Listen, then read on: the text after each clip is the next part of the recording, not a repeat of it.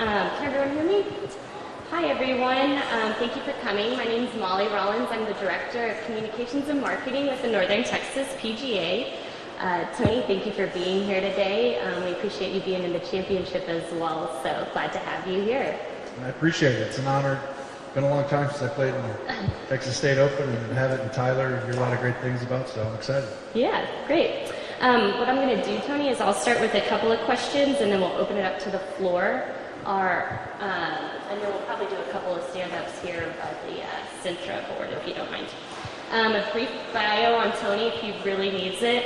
Tony was the quarterback of the Dallas Cowboys from 2003 to 2016. He's now the lead color analyst for CBS Sports NFL telecasts, and is actually no stranger to the Texas State Open, like he mentioned, having competed in 2004 and 2005 when we held this event at White Bluff down in Whitney, Texas. So, Tony, my first question for you is, you're just coming off defending your title at the American Century Championship in Tahoe. How are you playing, and what are your expectations for this week?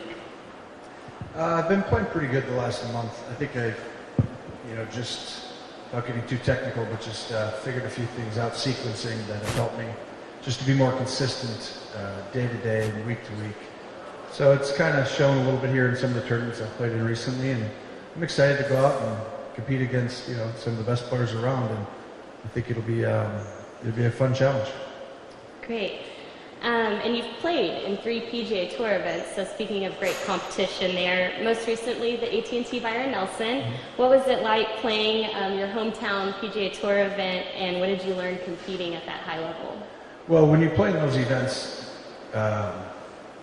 you find out real quick where your strengths and weaknesses are, and the weaknesses are very apparent. And I like it simply, obviously it's an honor to get an invitation to any event like that, but for me it's about improving. And when you're around and you see players and how they hit certain shots, the difficulty of different shots and shapes, into the grain, how to use the bounce, a million different things. And when you see it, you're able to analyze it and see, what someone's doing, but also what you have to work on. And so every time I played in an event like that, it's allowed me to go back home and be like, I know what to practice. I gotta, I've really gotta. They have a thing called strokes gained that basically, against everyone you're playing against in the PGA Tour, it tells you where you're not very good and where you're good. And, if there's 10 of them, I don't think I was very good in 9 or 10 of them. So I had to improve a little bit in certain areas, and I joke a little, but the best part of it is when I go back home to practice, you know exactly what you need to work on. And that's really enjoyable. And after the Nelson, there's a lot of video you get to watch about your technique, and I was able to kind of study it and kind of figure out some of the flaws, and I think I've slowly starting to make that turn now that's seeing some of the scores come way down. Great. And then I've got one final question for you, Tony. Last year you made it through Korn Ferry, now pre-qualifying, but didn't advance through first stage. What are your plans this fall? Is Q School in the future again, maybe? Yeah, it's schedule related more than anything, but as long as the schedule works out, I think that'll be another thing. Last year was a little more just feel and play, and I think I have a little bit better, I don't want to say pace, but I'm more consistent than I've been at any point in my golfing career. So hopefully I'll just continue to get better from this point on to there, and hopefully be coming in playing well. Great. Guys, start with Bill. Tony, what's your connection with Mr. McMillan, and how far is it back? He's asking about Robert McMillan. As long as he's not in here, I can actually give him a compliment. No, Robert? Okay. No, I think Robert worked up in Wisconsin, and he was at a club called Racine Country Club. They're in Meadowbrook, 2 courses right next to each other that we play a lot. And he's from Texas. He's a working professional, teaching professional up in Dallas, just outside. And, I've played golf with him for 15, 20 years now. Him and Mark Walker, who's another player that's won this tournament. And me and Mark play every day, and then Robert, we play once a week probably on average. So just a good friend, that we talk golf technique. I always tell him certain things. He has good ideas, and so it's good just to talk to people about the game. Tony, obviously obviously football's your first love, but when did you kind of fall in love with golf and know that you had something going there? Well, I think if you play golf at all and you compress an iron, I call it, when you compress an iron and you see that ball go exactly how you envisioned, it's a great feeling. I think you get the bug, whether you're 12, 20, or 30, or 50, it doesn't matter. It's a great game. It's a very subtle, nuanced game, and it's probably the only sport I've seen where you could practice day and night and really never get better. In every other sport, you can really improve, but in golf, you really can practice all the time and not actually improve much over a 5-year span. And I like that because you have to know what you're doing and why. And so for me, if you don't know why you're producing shots, it's going to be hard to reproduce it the next day, the next week, because the game is so subtle. Your body doesn't feel quite as good. The wind direction's a little different. The pin's in a different spot. You're on an upslope or you're downslope. And you got to understand, why you're good at certain things but not others. There's a reason. It's technical. And the idea in this sport is you got to get good teaching and good fundamentals to have a base. And then from there, you have to believe in a blueprint, I call it, which means you better know where you're going. And if you don't know what you're trying to do, not just the shape of the ball, but what are you trying to do in your swing? Because if not, you're just going to play the game of, you'll end up swinging the same way because it's comfortable a year later, and you always go back to that. So I just think it's a unique sport. Obviously, football is my first love. I would say, to answer your question, a year and a half ago, I started to really practice, make it like a routine like I did football. We're going to wake up, I'm going to go into for me, I'm old, I got 2 back surgeries, so I go into the back guy in the morning, activate, do all this fun stuff, and then go to the golf course, and then it's like a day. It's a work, and you're committed to improving in certain areas, and then you go home at 4 o'clock, 5 o'clock, and you see your kids, and you play, and you're a dad, and you wake up and do it all over again. So I've really started to fall in love with it more than ever this last year and a half, and believe me, if my scores were getting worse, I probably wouldn't be as much in love with it, but sometimes you got to get worse before you're better. How do you compare getting in the zone, and I know there's enough golfers that have been in the zone, whether you shot a 59 or 62 or 3, but Tony, when you were throwing the ball and really all of the passing, do you sometimes get that same feeling in golf that you actually don't hear anything or that you're just by yourself? Yeah, I think those are two different things for me, but you're right. I think you asked about being in the zone, and when you're shooting really low, how do you get there, and how do you just not think about other things around you, and you're just out there by yourself. For me, when I'm playing golf or practicing, it's just me by myself. It just feels like, if I hit the shot 5-iron on the range 5 times and it fades a yard and just bleeds out to the right, that right there is the same feeling I would have on the course. Just, you get rid of everything around you and you just hit the shot with the same exact sensation. When you're in the zone, I feel like a lot of it's just body, mind, everything comes together where you almost feel as if, I call it sequencing, and football and golf are the same. If your sequence is really good, everything follows the thing previous. So in golf, it would be on the downswing, let's say it's hips, shoulders, arms, hands, shaft, club head. They're just sequenced where each one is following in a perfect sequence. And when you have that, you're able to just hit it and let it go. And football's the same way. You're throwing it, and all of a sudden, you can throw it as hard as you want, and that ball is just more accurate than if you took anything off. So when you have those days, the idea is you practice so much to have them all the time. But in reality, every sport at the highest level is a game of misses. It's just, when you missed in football, you wanted to miss from here to here. When you're young, you missed from here to over there. A few throws over people's heads once in a while. But you practice so much so that miss becomes smaller. But you're going to invariably miss. You just want to make them so that it just looks really good to someone watching.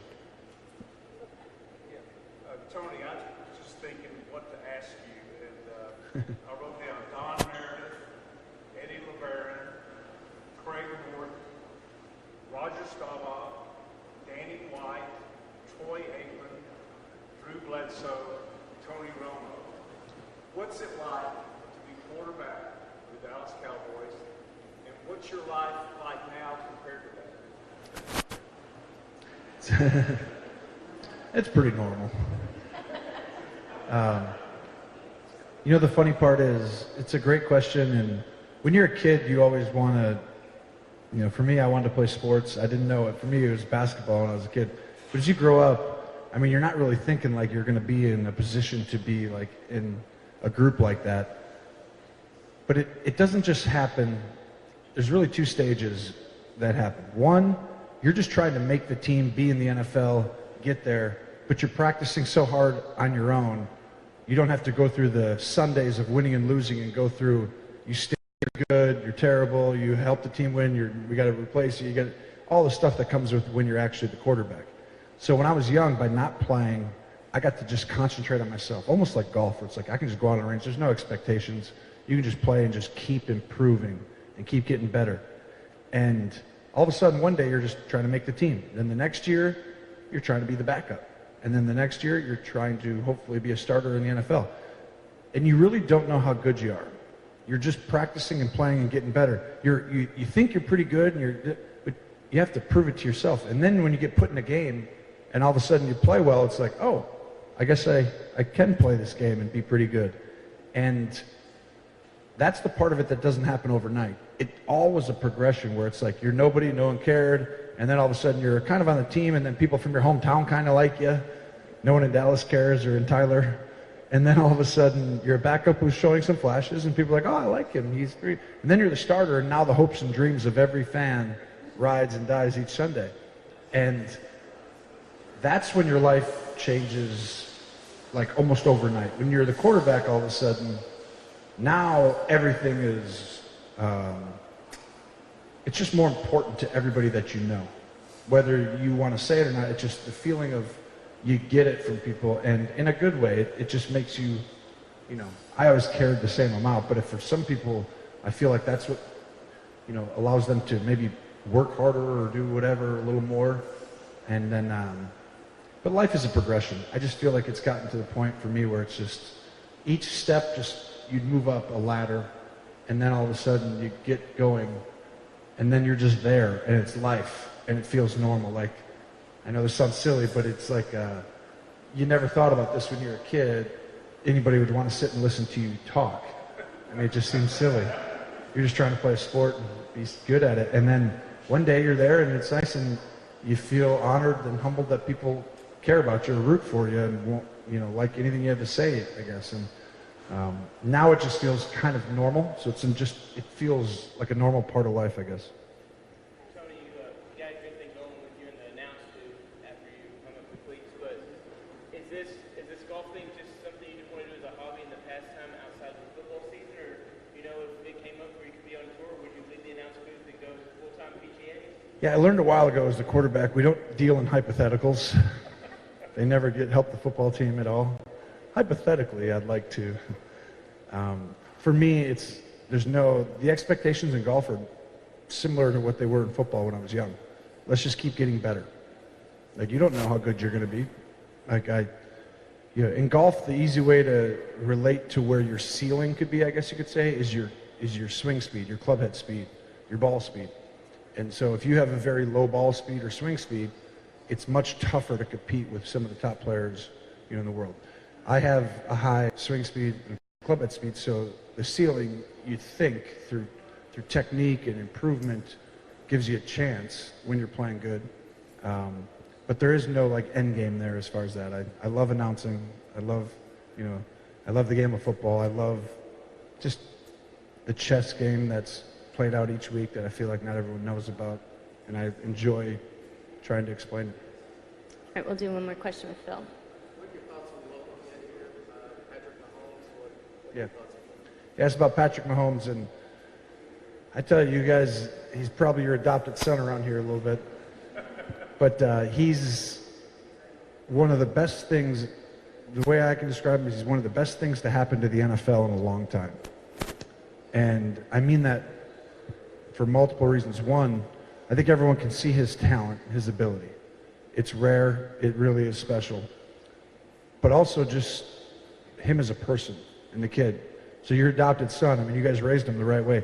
He really is a very genuine, nice kid. And, you know, the world, right now, everything's perfect and great. He'll go through tough times. And when he does, I think that foundation that he had set here through his family, through his community, it'll pay more dividends than you guys probably realize when he does go through that, because you almost can always fall back on that. And you always have that. They can't take that from you. And I think sometimes in sports, you're either great or you're not. And it's very hard to be in between when you're at the level he's at, or a quarterback who's playing as great as he is. So I think it's going to be a great, fun career to watch. I think he's going to do some amazing things that are going to wow people left and right. I think he's going to have the highest of highest success, and I think you're going to see some really tough moments that he's going to go through, like every quarterback who's played. But I think it's going to be fun watching. For the community, for you guys to be able to enjoy that, it's a special gift.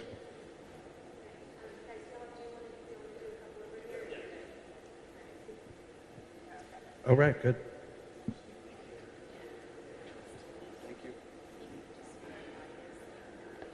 I think they might want to grab their mics here.